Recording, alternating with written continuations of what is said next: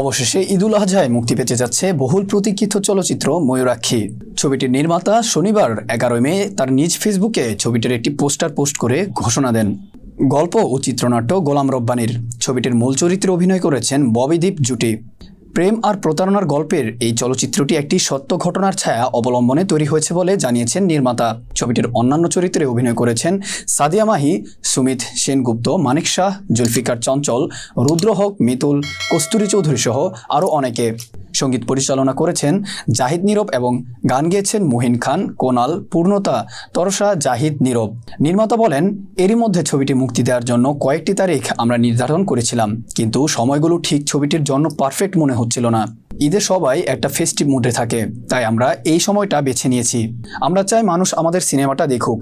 আজ ইন্টারন্যাশনালের ব্যানারে ছবিটি প্রযোজনা করেছেন চৌধুরী নিজাম নিশো। এর নির্বাহী প্রযোজক হিসেবে আছেন একসময়কার জনপ্রিয় চলচ্চিত্র নির্মাতা শাহাদাত হোসেন লিটন।